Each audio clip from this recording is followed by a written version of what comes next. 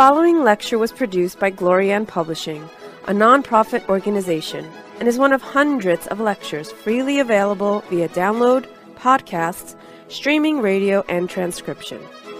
These lectures range in topic and complexity in order to address the many needs of humanity. We invite you to browse our library of lectures, books, courses, and articles to find teachings that suit you. Through the support of donations, Glorianne Publishing has published 40 books, hosts international retreats several times a year, offers free online courses, and many other valuable resources, available to anyone worldwide. All of this has been made possible by the financial support of listeners like you. Your donations make it possible for this free public service to reach thousands of people every day. To make a tax-deductible donation in any amount, even anonymously, visit GnosticTeachings.org. Now, with heartfelt wishes for the end of suffering for all creatures, we begin the lecture. May all beings be happy.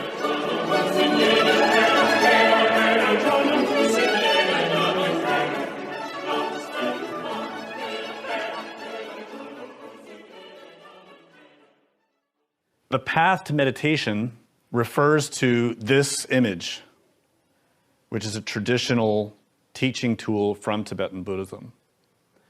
And it depicts a meditator who starts from zero, starts from a beginner level, and scientifically, logically, practically, step by step, moves through a progression in order to reach a state of meditation. As we explained in this course, meditation is not an idea or a theory. It is not a belief. Neither is it a practice or a behavior to imitate. Meditation, properly defined, is a state of consciousness. It is actually something that any living thing can experience, because the state of meditation is the natural, unconditioned state of the consciousness itself. When the consciousness is able to perceive and understand without the influence of any trauma or desire or fear or anger or pride or lust, greed, gluttony, avarice, all of those divisive, limited view types of aggregates or samskaras or kleshas or egos or defects or sins or whatever you want to call them. Psychological conditions, you can say. When all of those veils are taken off of the consciousness, it is able to perceive reality and understand. And this is a natural capacity of every living thing in its own level, because consciousness has many levels. That's what's depicted in this other image called the Tree of Life.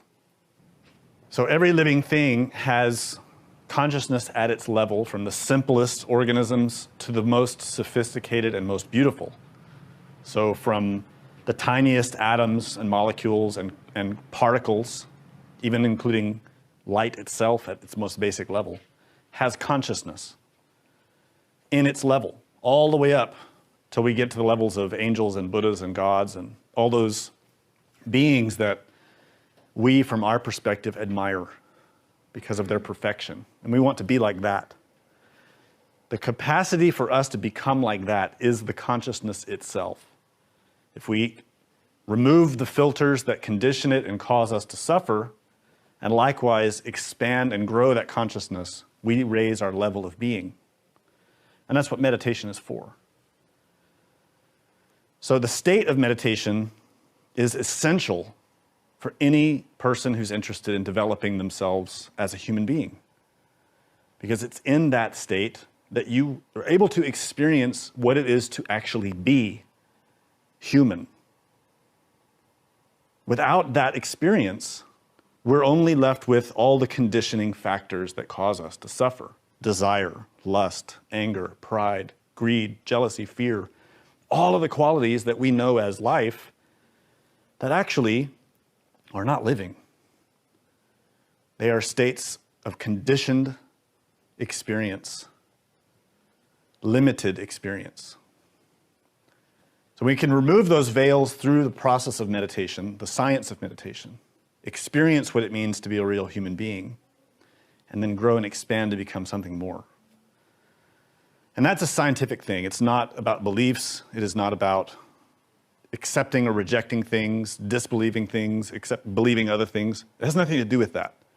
This is something scientific and experiential that anyone can approach and understand through their own experience. So these two images illustrate that for us. And as we explained in the previous lectures, the process to reach the experience is in stages. So naturally, we all want to have understanding of our suffering, to understand the purpose of our life, to understand why things are the way they are. And to have that understanding is a type of wisdom that our intellect is not capable of. It's a type of wisdom that the consciousness is capable of. But for it to access that knowledge, that experience, it cannot, as long as it is perceiving through the filters of pride and anger and lust and all the other qualities that afflict us. So to reach that profound wisdom, which in Sanskrit is called prajna, we need to liberate the consciousness from its conditioned state. And that liberated state, when it is not conditioned, is called in Sanskrit samadhi. And that's translated here as ecstasy because it literally means the ecstasy of the consciousness when it is not conditioned by discontentment, anxiety, fear, all the other qualities that make us suffer. That state of ecstasy or liberation can be attained in a temporary sense at any time if we know the causes that produce that liberated state. And it can also be made permanent so that that state of liberation becomes our normal way of being. And that's a huge work. That's what the path of self-realization or liberation or realization is all about. It's about liberating oneself from those conditioning factors, sins in other words. So the path to reach that liberated state, that ecstasy of the soul, is through ethics, shila in Sanskrit.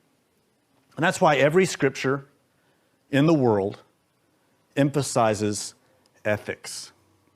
Do not kill, do not steal, do not lie, do not commit sexual misconduct, do not ingest intoxicants, do not do this, do not do that. And then at the same time, adopt these positive behaviors, sacrifice for others, become humble, become pure, become like that which you want to be. Purify yourself of all your animal behaviors, your animal desires, and become something better.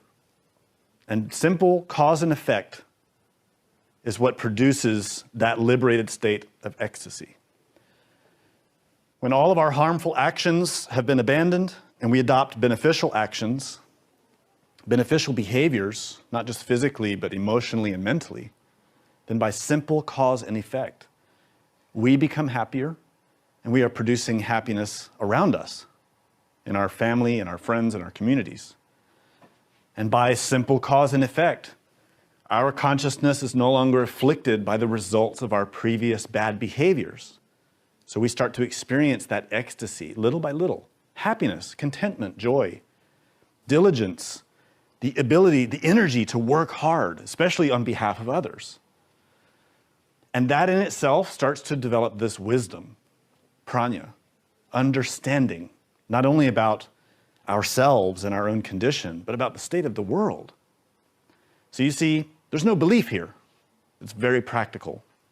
But this is the simple outline of what meditation is about. Meditation is a state of consciousness that becomes a possibility when we remove the conditions that prevent it.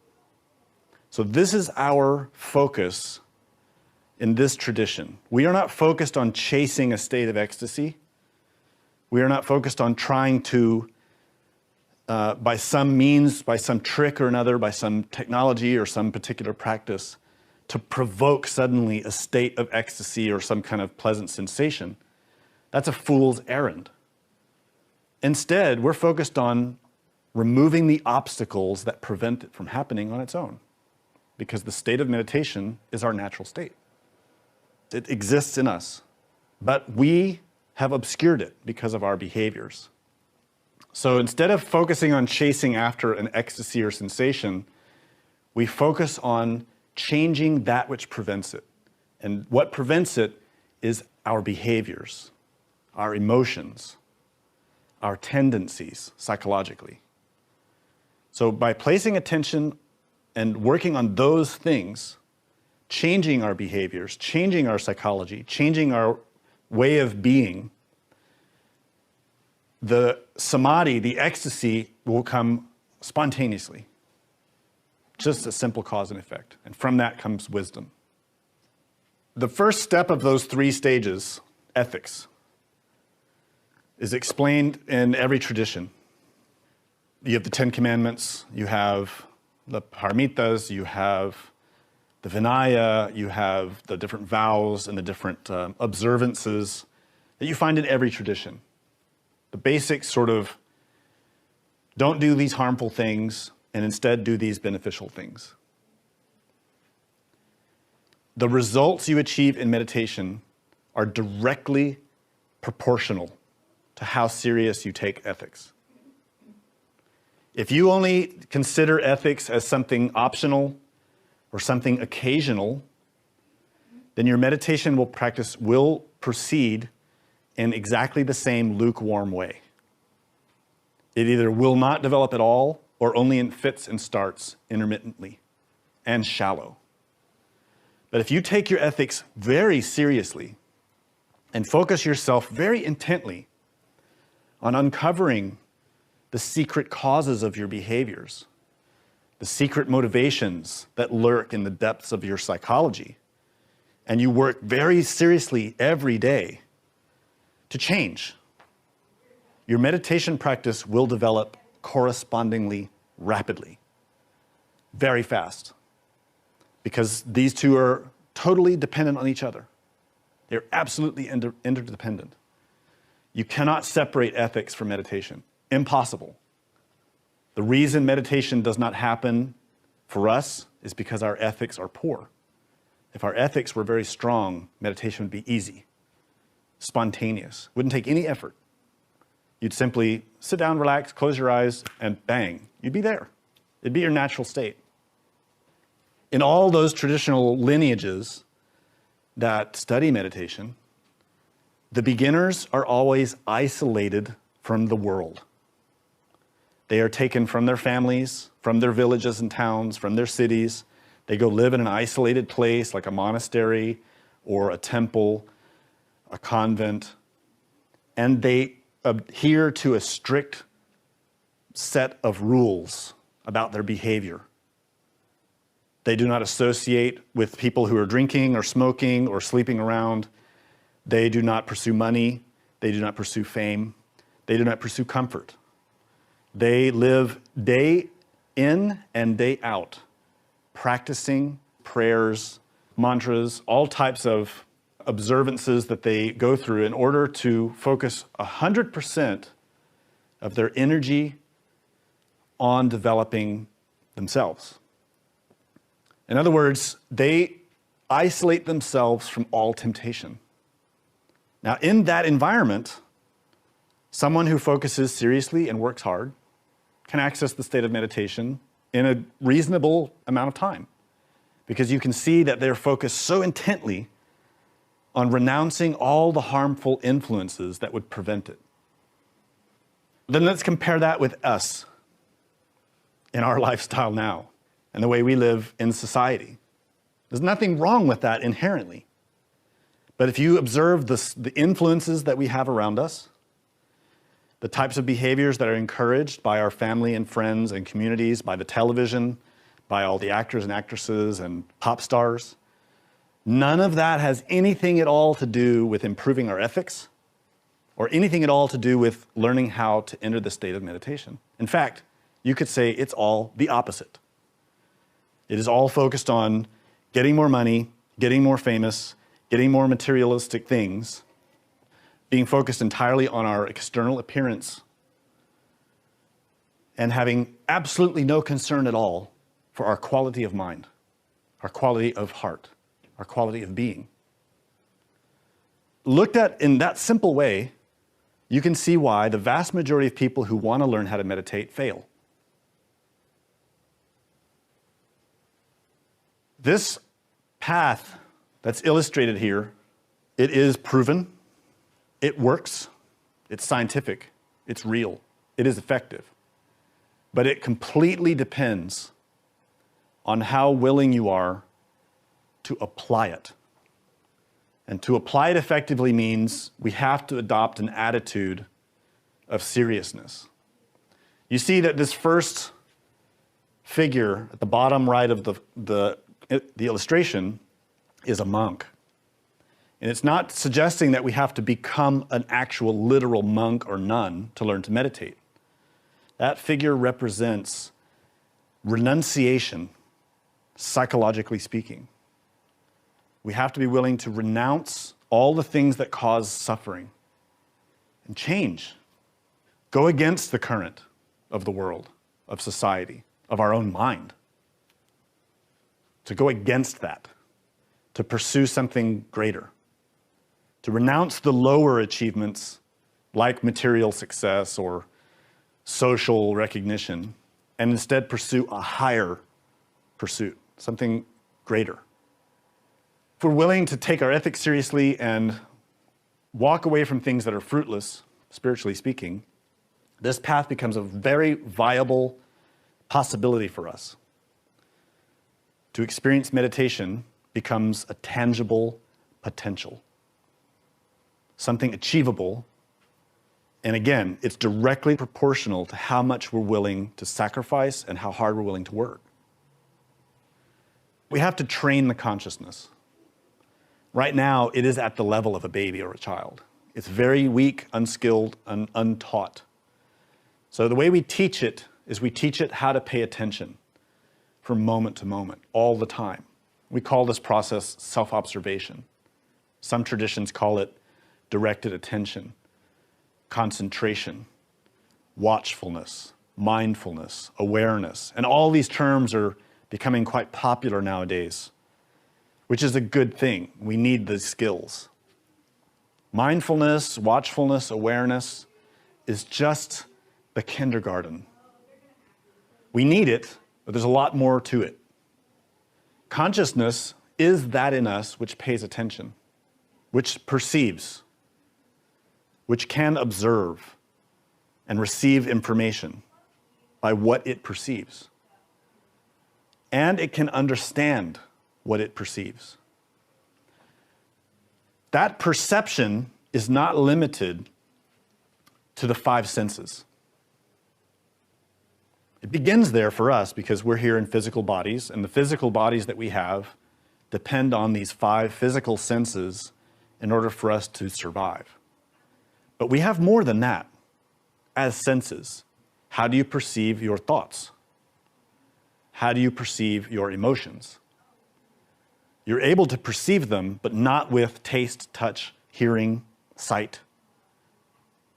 You sense thought and emotion with the consciousness. That is a type of perception. And that perception, in a broad sense, you can see thoughts and emotions flowing through you all the time. And you perceive those in the same way that you perceive images in your memory. So if you remember where you were 2 or 3 hours ago, you see these images pop up. And you perceive that in the same way you perceive your thoughts and emotions, with your consciousness. That is not physical. Those images are being projected, but not physically. No one else can see them. They don't exist physically, but they do exist. So we see here two capacities of consciousness: concentration and imagination.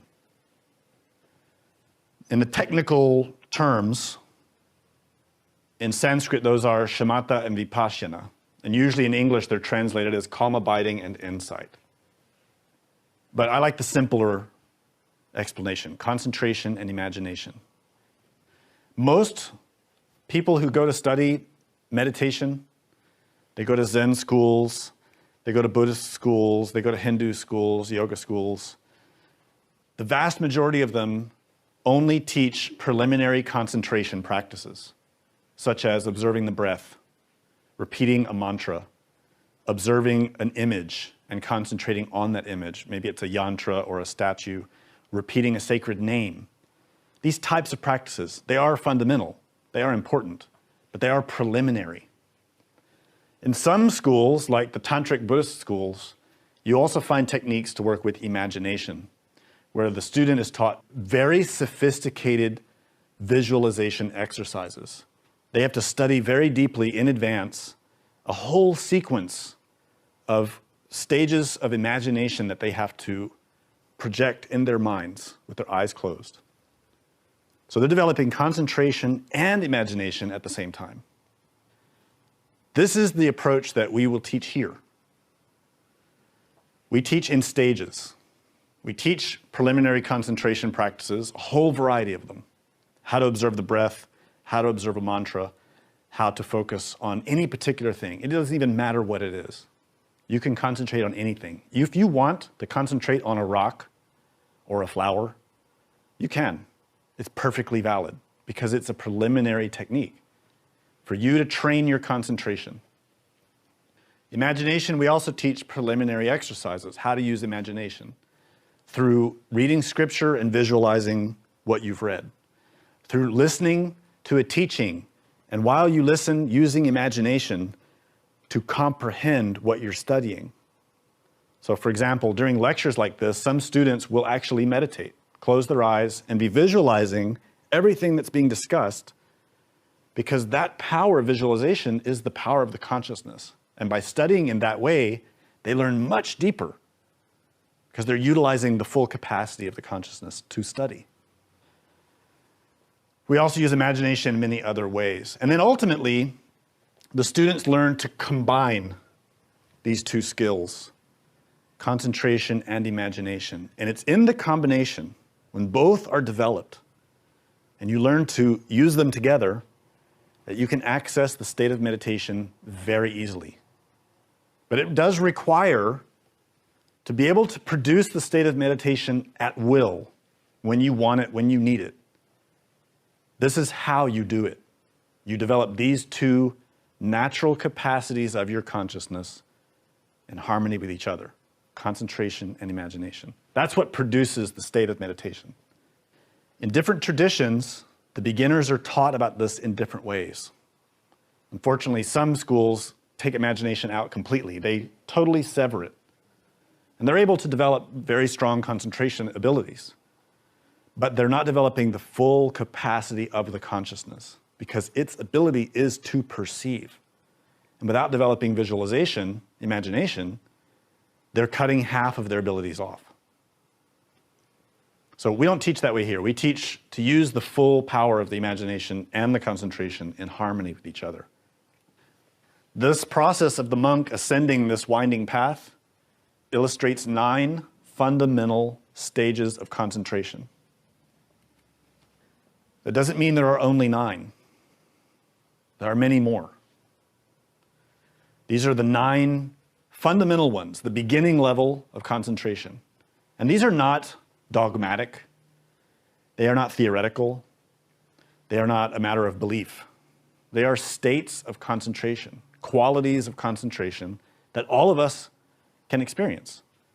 This image was created and given to us as a way to help people like us develop our concentration without having to guess, without being in the dark, without doing it randomly or just by chance, but to actually have a map that guides us through the process of developing very robust concentration. But for this to actually work for us, we need to be practicing. We need to be actively working to improve our concentration daily. And this has 2 essential efforts.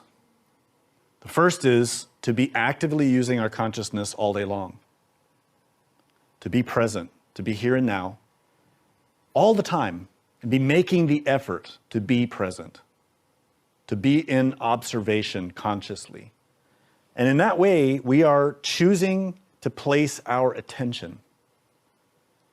When we're engaged in any type of work, any type of activity, or a conversation, or driving our car, we're doing it with full awareness of what we're doing. We're paying full attention to what we are doing. And that is an act of concentration. That is an act of directing attention. Now, we do this already, but we don't do it with awareness. So when we sit to watch TV, we are paying attention. We have our attention on the story. But we are at the same time forgetting ourselves.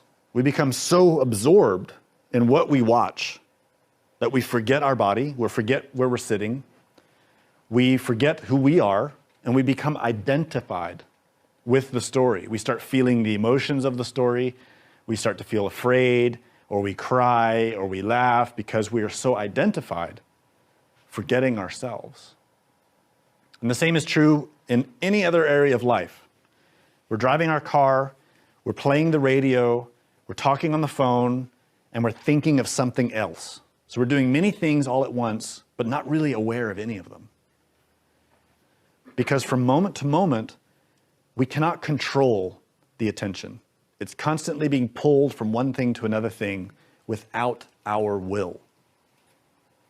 So we're driving the car, we're having a conversation, and we get distracted by the radio, or we get distracted by what we're thinking about, and we don't listen anymore to the conversation that we're having with the person. We lose the train of the conversation, or we lose the train of what we were listening to on the radio. So we're jumping from thing to thing. That makes us very ineffective. It means we don't hear what we're talking about with others. We're not aware of what we're doing most of the time. So in meditation, practice. The first stage is to change that and to develop the ability to focus attention on one thing and sustain it with awareness of what one is doing. This is preliminary concentration. So the first phase of that, the first aspect of that effort, is to be doing it all day long. Remember, I mentioned how people would go into an adopted spiritual life, like as a monk or a nun, and they live that life. They live at the church or the temple or the monastery, and all they do is do their chores, do their studies, but all the time focusing attention, being present, training themselves constantly all day, 24 hours, to be in the moment, aware of what they're doing. And then, for some period of time, depending on what their lineage is, they also sit down, shut down all the physical senses, and place their concentration on a single thing and sustain it on that thing for the duration of that sitting.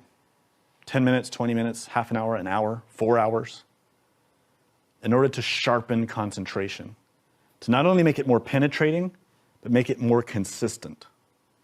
That's what this image represents. How one goes from a completely wild mind, attention that cannot remain focused, to one that remains perfectly focused and unwavering, and that cannot be distracted.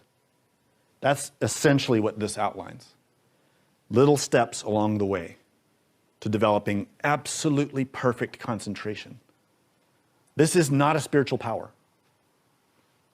It is not a city. It is not a boon from the gods. No one can bestow this on you. You make it through training. It's the only way to acquire it, through training. Training yourself. It's a psychological training. Only you can train your consciousness to have this ability. But as I said, it doesn't have to be something done with guesswork or by figuring it out all on your own or comparing different kinds of books and sort of making your own path. You don't have to do any of that. This was taught hundreds and hundreds of years ago in a very clear and effective way by a Buddha. So it is a good, strong, reliable teaching, and it's been proven effective by millions of meditators. So again, it's very reliable. This chart, or this map, begins with the first stage, which represents a monk who's beginning to make the effort to practice. And what we see here is this renunciate who's just stepping onto the path, and ahead of him is an elephant and a monkey. These are symbolic. They represent qualities of our mind. The monkey represents how our animalistic mind is flighty, unpredictable, out of control, and jumps from interest to interest like a monkey. If you just pay attention to how your mind behaves, it is always chasing different desires and seems to be completely random, out of control. It's just running around, making a lot of noise, and as much as you do to try to restrain it, it seems impossible to restrain it. So many people who approach trying to understand meditation give up as soon as they see how their mind actually is. They become overwhelmed. And really all that happens there is they just lack the willpower and the knowledge to overcome it. So we're giving you the knowledge of how to do it. Once you have the knowledge of how to do it, then it's just a matter of your willpower to do it. That's all that stops you. If you have sufficient will, you can change this. Many already have, you can do it too. The monkey is that flighty, unreliable part of our psyche that's always chasing different desires and is very quick and is jumping around from thing to thing all the time. In our initial self-observation of ourselves, this is the first thing that we need to start to change. To learn to pay attention and be present in the moment and not be so flighty, not be so unreliable, not be jumping from thing to thing all the time, not to be having 5 or 6 or 7 things happening all at once, but to do one thing at a time and do it with full attention and don't stop till you're done. This is a way of training ourselves. That's why you see monks, nuns, or people who take their spirituality serious, who will drive their car and play no music and just be silent. Or they'll just walk and be silent. Or they'll eat their meal and be silent. No music, no TV, nothing. They're just paying attention to what they're doing. This is one way that people apply this level of the teaching, to train that jumping monkey of a mind. Now the monkey is drawing behind him this big elephant. The elephant in Asian symbolism represents a very powerful helper, a very powerful creature who could be of great service to us, but if not tamed, is very dangerous. So that's what the elephant represents here. It's that aspect of our mind that's very powerful, very big, but is out of control. It represents the whole of our psyche that is being drug along by this addiction to novelties, to new things, to desires, to sensations. This, in other words, this bottom portion represents our current psychological situation. We as a soul, as a consciousness, see the mind going crazy, running around doing whatever it wants, and we feel despair and hopeless, and we feel like my mind is crazy. How can I possibly change it? How can I possibly do anything to improve this situation? My mind is out of control. And those who study meditation right when they start, this is inevitably what is experienced. One sees how wild the mind is, how powerful it is, and feels like there's no way it can be changed. It can be changed. The clue is in the hands of the monk. These tools represent the spiritual tools that we need. He has a hook and a rope. And these represent vigilance and mindfulness. Vigilance is to be always watching, to have that hook ready to grab the elephant, to control it. to take control of the mind. Every time it gets away from you, you hook it again and you control it. And you hook it again and you control it. And then it runs away again, it starts being bad, and you hook it and you control it. What you want to wind up doing is to use your power of vigilance and your power of mindfulness, which is the constant awareness, the continuity of your awareness, to little by little catch up to these animals. All day long, being present, paying attention in everything that we do. Using every action as practice for our meditation. When we drive, when we walk, when we eat, when we sleep, we always bring ourselves to the present moment. Relax. I can't emphasize that enough. Physical tension, emotional tension, and mental tension, we create them. And they are obstacles. So part of being a student and learning to meditate is relaxing all the time. Being present, paying attention, and relaxing. And that takes effort in the beginning.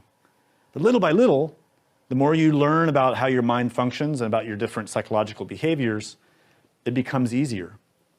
All the way over on the left, we see this raging fire. That represents how much effort it takes in this first phase. It takes a lot of effort, and it feels exhausting. First part is the all day long observation of oneself, being present, being mindful. The second part is the time when you actually sit to develop your concentration practice. 10 minutes, 20 minutes, half an hour, whatever that time is that you have to develop it. These two are completely interdependent. If you're only sitting to practice concentration for 10 minutes a day, but the rest of the day you're not paying attention, you're going to get nowhere. You will give up. You will never learn to meditate. If you're only trying to develop self-observation and not trying to develop concentration, you also will be very slow in developing. You may develop some concentration just from mindfulness, but you won't develop sufficient concentration to enter the actual state of meditation. There are many traditions now, many schools, who teach mindfulness. And they teach people to be present and to be aware, but they don't teach them how to meditate. And those people develop some serenity, superficial. It's good. But they cannot penetrate the depths of the mind and actually access real meditation because their concentration remains shallow. So we need both. The daily effort to be present and be mindful, and the daily effort to sit and actually properly develop concentration itself.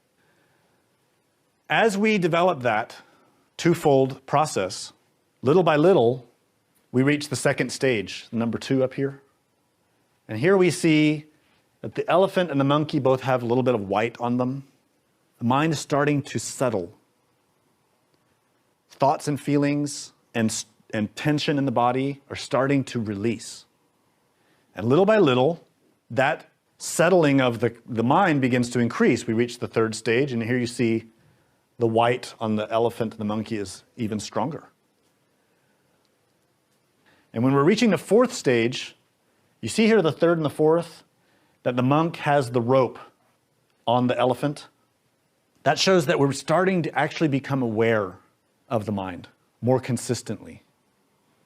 We're starting to actually have some consciousness of our psychological state throughout the day. Not only during our times of meditation, but also throughout the day. We're starting to gain control. Mind's still wild. It's still leading. It's still ahead of the monk on the path. But we're starting to gain a little control. But the problem is, as soon as we see that, we start to think, oh, okay, now I'm doing it. I'm succeeding. That is where the first danger appears. And that's that little rabbit that's sitting on the top of the elephant. That rabbit represents laziness. Because as soon as we feel like, oh, now I'm doing it, we stop making so much effort. We become a little bit lazy. So what's needed there is to extend even more, to expand even more our awareness of our psyche during the day and during the times that we are practicing concentration. You also notice here that the monkey is no longer controlling the elephant. This means that at this point, we've started to have the ability to not let that monkey mind be jumping from thing to thing. These gradual changes continue into the 5th and 6th phases. But what happens here is that the monk now leads the way. That is, the consciousness now is more established. So here's the significance of this. In the first few phases, 1 through 4, when we're sitting to concentrate, the times that we're aware of what we're doing are shorter than the times that we're distracted. Now, anyone who's meditated knows this, that you sit to concentrate, 30 seconds or a minute goes by, and you're thinking about work, and you're thinking about the bills, or you're thinking about something that happened, and that guy on TV, and this and that, and then half an hour goes by, and you realize, oh, the session's over, and I was completely distracted the whole time. So that shows that the time that you're aware is very short, and the time that you're distracted is very long. When you're getting into the 4th, 5th, and 6th phases, gradually, they start to shift. Your time of being aware starts to get longer, and the times of being distracted get shorter. So you see, this is not complicated. You can measure your meditation practice every day simply by looking at this chart, this graphic. The more we practice, the more intently we develop the concentration and relax deeper and deeper, the further we go along on this path. Eventually, that flighty monkey disappears, and the elephant naturally follows the monk spontaneously because the mind has become tame. When the concentration is trained, the mind also becomes calm because it's no longer subjected to the chaos that we were putting it through before. We're no longer letting the attention jump from thing to thing all the time. We're no longer letting the animal mind be in charge of our experience. Instead, we are focused, we are present, we are relaxed, serene. Now all the impressions that come in, we observe them consciously.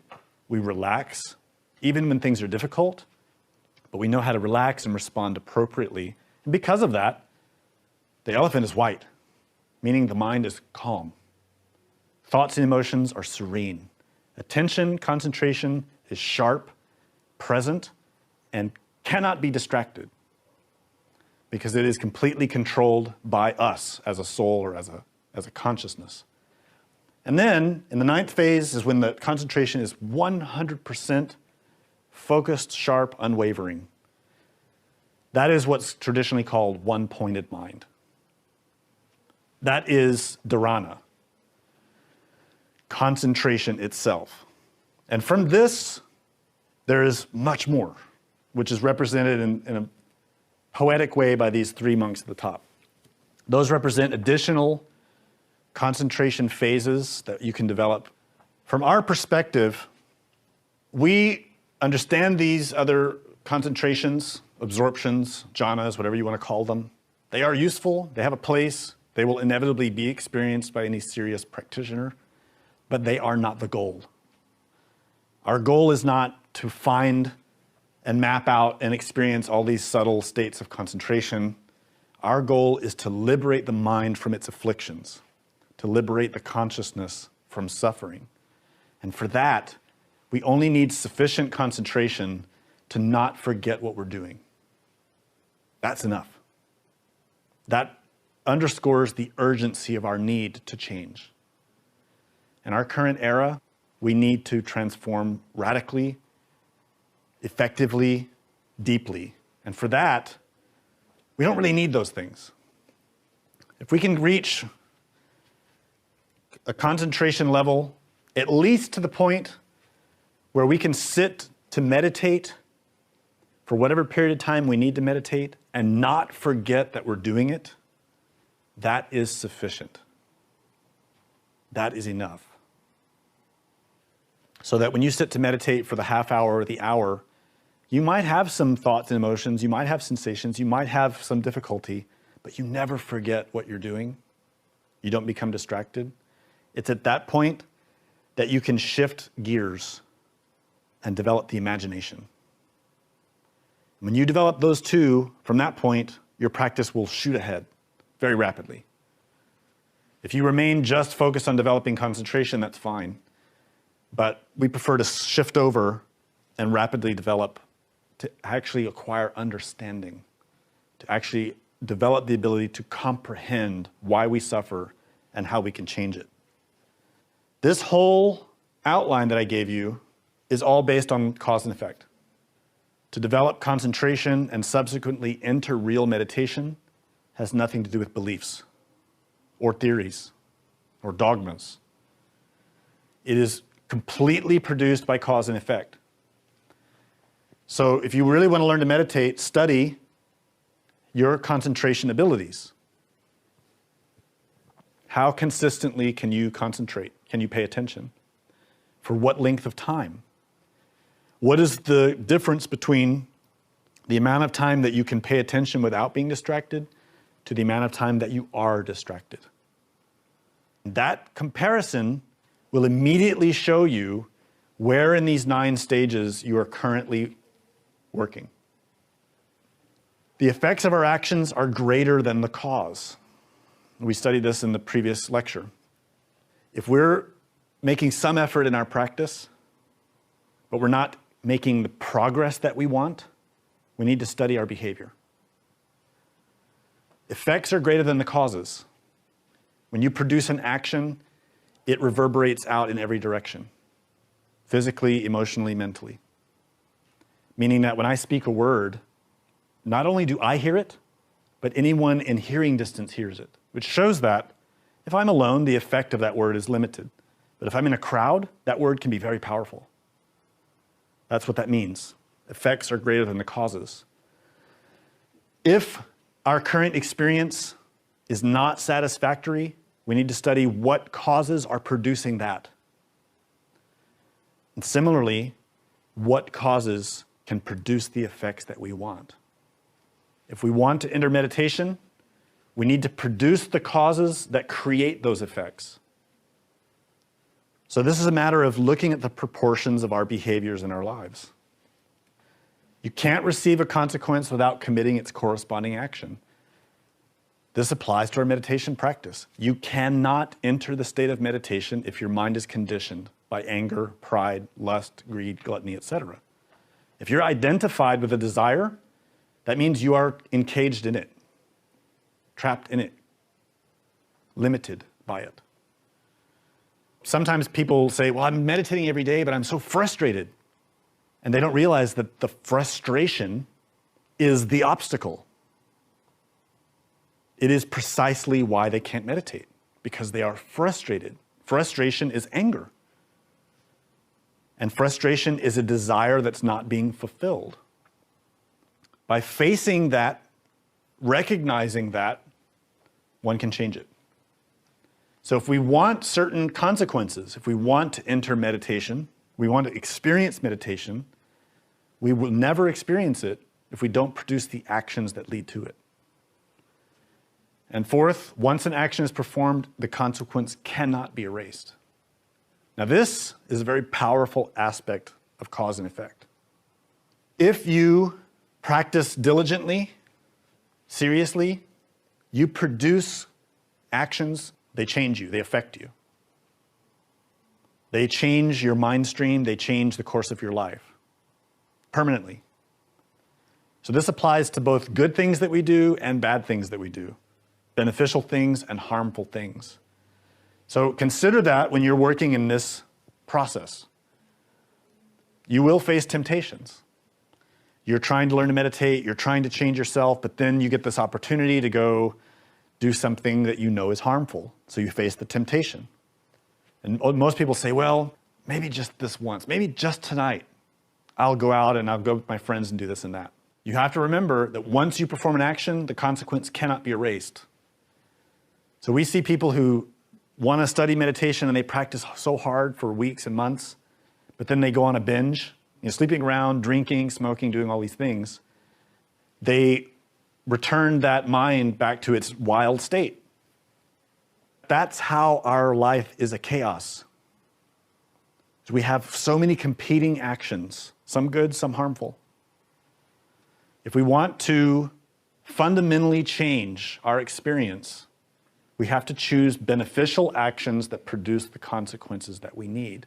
So the clue to that is the fifth aspect, which is that a superior law always overcomes an inferior one. A superior action, a superior behavior can overcome the ones that were misguided. This is simple ethics, based in physics. It's based in how nature works. So yeah, we make mistakes, everyone does. But we can change and choose to behave better. And by choosing superior ways of behaving from moment to moment, we change the whole trajectory of our experience. If we take a serious attitude like this monk, and we take that psychological approach to think that way, to behave that way, to feel that way, as a serious renunciate, and from moment to moment and experience to experience, we choose to adopt superior behaviors. Okay, so our friends are going to go out and get drunk. So what? That doesn't mean we have to go. But we're choosing a superior way of behaving. And because of that, our life will change. And the more superior the action, the more superior the result. Simple, logical. In synthesis, if we take it seriously to pay attention from moment to moment every day, and every day to take some time to actually sit and develop our concentration, make that a serious endeavor and make it consistent every day, we will see dramatic changes inside of us. And little by little, that will extend into our environment. The course of our life will change. Our environment will change. Our friends will change. Our circumstances will change because we ourselves have changed integrally, psychologically. So for the students who are following this course and want to take on the exercises, that's what they are. Develop your self-observation every day and develop meditative concentration every day. So for the meditative concentration part, you can adopt any number of objects of concentration. You can observe the breath as it naturally occurs in your nostrils. So you adopt a meditation attitude and posture. You relax completely. You shut off everything else. You don't pay attention to the environment you're in. You let your body rest. So you extract attention from all of your senses, except right in your nostrils. And you pay attention, watching the natural flow of the breath and the sensations that produces without changing anything. You don't want to change how the breath flows. You don't want to change anything that's happening in your environment. Somebody's talking next door, so what? You hear dog barking, so what? You hear some other noise or you feel some pain in your body. You don't react. You don't respond to anything. You just observe. You have to take away attention from everything else because your wild mind is going to want you to scratch those itches and adjust your posture and complain about it's too cold, it's too hot, I'm itchy, I'm uncomfortable, I'm hungry, I'm thirsty. All kinds of things. My back hurts, my knee hurts. You'll be crying to yourself about so many things. That is the animal mind. And if you want to train it, you have to fix attention on this one thing and leave it there until the session is done. If you're a complete beginner, do this for 10 minutes and then take a break. Don't watch the clock. Set a timer that you don't have to watch and pay attention to. You set a timer, you close your eyes, you relax completely, and you focus your attention on that one thing, the breath in the nostrils, and you keep it there. And every time you get distracted, you return again to paying attention to the sensation of the breath as it is, without modifying it. And see if you can go 10 minutes without being distracted by anything. And keeping a continual observation of those sensations. If you can do 10 minutes, then go to 20, then go to 30, then go to 40, then go to 50, then go to an hour. That's all there is to it. And then thirdly, I'm suggesting that the students continue with the diary. And that's something we gave in the previous lectures. So continue with that, it will help you.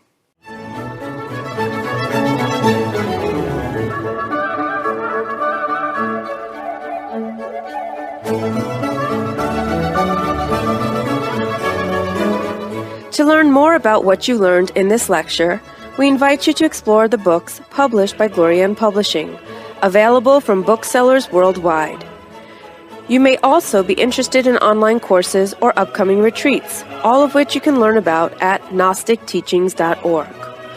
All of this has been made possible by the financial support of listeners like you. Will you help others to benefit from this knowledge? Most spiritual schools recommend a donation of $10 to $20 per lecture. Every donation helps. Make a donation now at gnosticteachings.org. Thank you. May all beings be happy.